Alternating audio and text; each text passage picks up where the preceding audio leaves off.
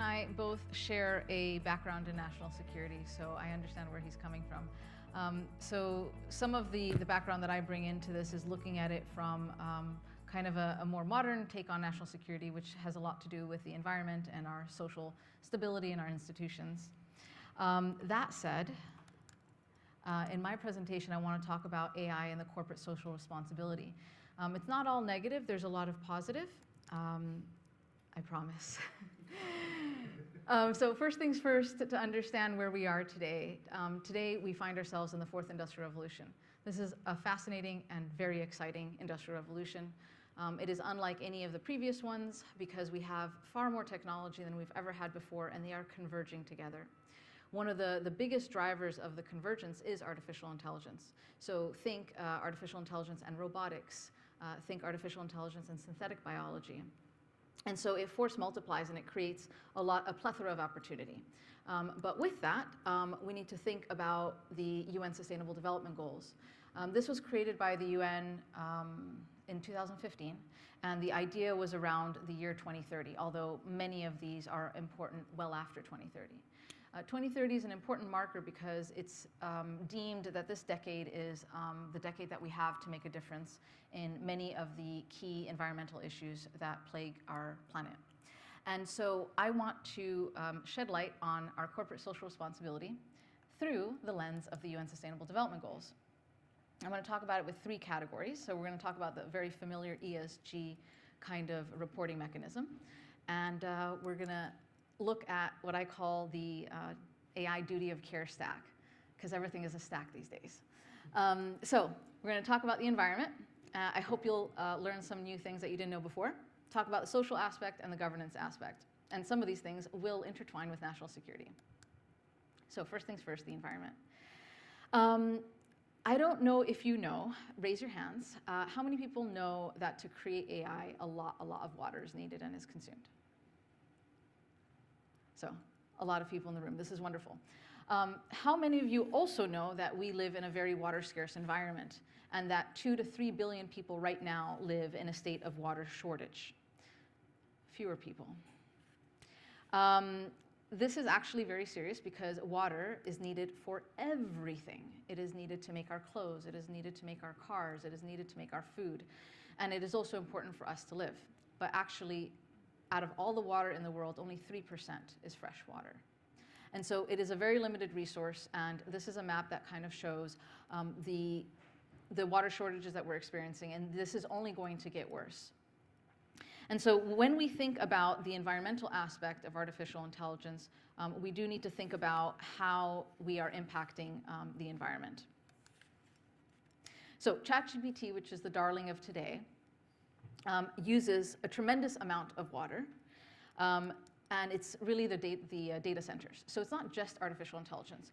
It's everything that is powering the most important parts of the fourth industrial revolution. It is everything that is powering our next digital transformation. So think digital twins, think all of the cloud services, the IoT, all of that needs data centers. All these data centers consume a lot of water.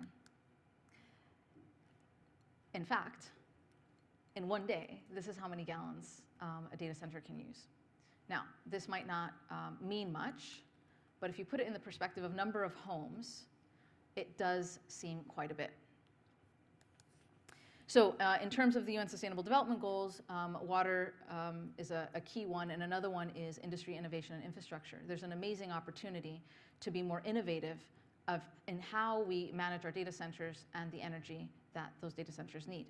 And this is not just an environmental problem, it's a business continuity problem, and it's a financial problem on the balance sheet, because eventually it is going to get either too costly to keep running it the way it is, or it's going to just not be possible. So, and also when you solve for that problem, you solve for a very important problem that we need for our entire economy in the world. So that's a good incentive to solve for that. And then socially. So socially, we have our lives mediated by algorithms. Social media is predominantly our social space that we interact with algorithms. The 2016 election in the United States was the first election where algorithms were leveraged in a malicious and manipulative way through the use of ads. This coming US election is going to be the first where we will see generative AI be part of the election. And we can already see, we can get some glimpses this year from how generative AI is being used in many of the breaking news stories of this year. And what it is doing, it is creating an environment. We already live in an environment of information overload, which is why AI is very useful to help us distill it. But now it is becoming an information overload of truths and fake truths, alternative truths, as some people have called them before. And so this challenges our society, and it challenges how we are supposed to interact with others. A lot of this has to do with decision architecture. A lot of people think that we're just walking through this and there's no way to stop it and we just have to deal with it. And that's not true. All of these organizations that create algorithms, whether it is in social media or whether it's in healthcare or whether it's in agriculture, all of them have a decision architecture system inside it. There are humans who are deciding what is important and what is not important. They're deciding what data to use and what data not to use. They're deciding whether or not to include a synthetic data to compensate for skewed data. And all of this has an implication on the UN Sustainable Development Goals, such as good health and well-being, decent work and economic growth, strong institutions. Strong institutions are really important for companies and all of us, because if we do not trust our governing institutions, then it is very hard for us to continue our society the way that we do it today. We can reduce gender inequality and, in general, discriminatory inequality when we decide that this is something that we care about. So we have an amazing opportunity to right the wrongs of our social past. We also all have a role to play in the fake news aspects. If we are an organization that interacts with some of this news, we can be the first to say, this wasn't true, we did not say this. As individuals, we can think before we share things. But as in any kind of industry, we need to think that our organization, doesn't matter if you're a celebrity or not, will interact with fake news. And this will be another form of a malicious attack towards a company's brand or reputation. And it can destroy it. And so this is something that we all need to think about, and how we can support an environment where algorithms can be used in a positive way. Separately, we have bias. So the bias part actually is very harmful. So one example is from Amazon. They used an HR algorithm to be able to process more resumes quicker. And the data that they used to create this algorithm in-house was their in-house data. Their in-house data reflects social inequalities that exist among genders, namely the fact that there are fewer women in higher executive and managerial positions. And so the algorithm trained on this data decided that for the variable gender, the value female was not so important for managerial positions.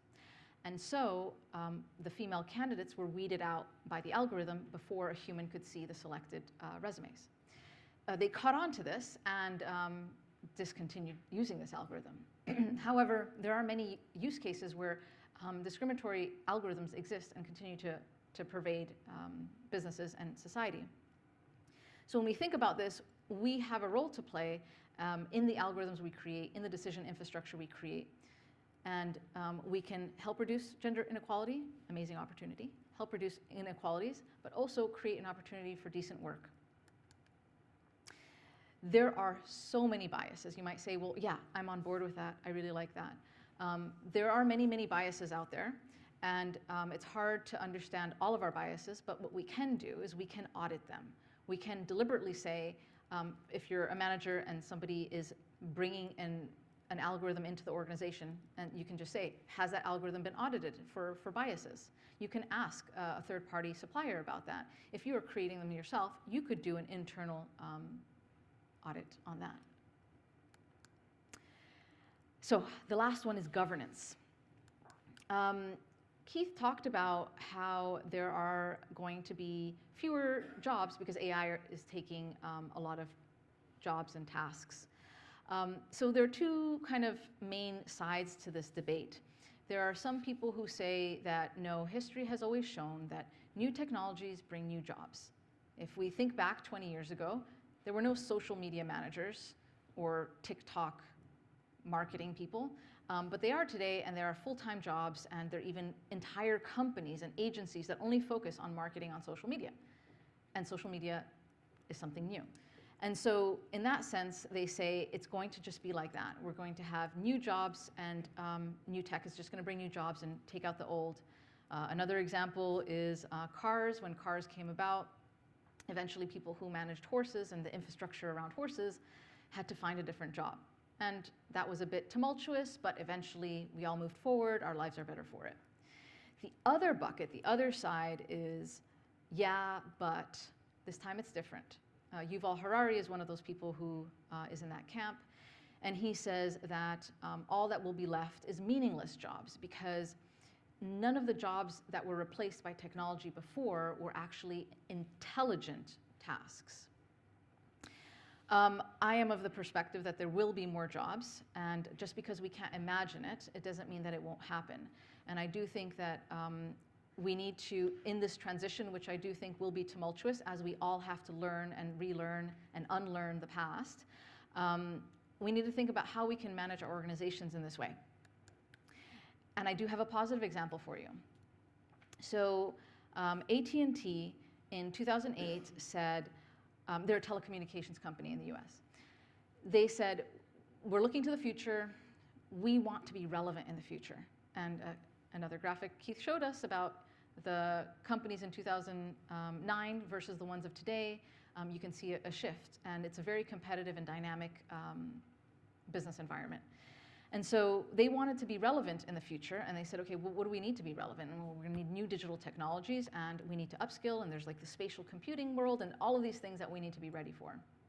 So they looked internally, and they looked at their talent pool, and they didn't have everybody that they would need for that. In fact, a lot of people. And so they did an assessment, and they thought, okay, if we hire a bunch of software engineers and all these people who have these tech skills, it's going to cost us a lot of money, and there's also no guarantee that they're going to stay with us. And so they looked internally, and they told their employees that they have an opportunity to be part of the future of AT&T and be an AT&T employee for life. And that this was the direction that they were going in, and that the company was going to provide them with free education so that they could upskill. And upskilling is a total fact of today. We can't expect that our degrees of the past are going to be relevant even 10 years from now. So they engaged in the $1 billion project to upskill. And this summer, another great example from them is there's some companies who shunned ChatGPT and bringing it into their organization. Instead, they said, no, let's bring it in. Let's make sure that from a legal and cybersecurity perspective that we're keeping all the IP in, all the questions that are happening, it's all happening internally, but we want our employees to benefit from this and be better. And so this is an example of decent work and economic growth and industry innovation from, if we think about the UN Sustainable Development Goals, and how they are bringing in AI and embracing it and leveraging their talent to be better. And so I want to conclude by saying that there is so much opportunity ahead, and that we all have a role to play. And as we see more algorithms pervade our lives and our businesses, I think it's important to see algorithms as becoming part of your company's brand.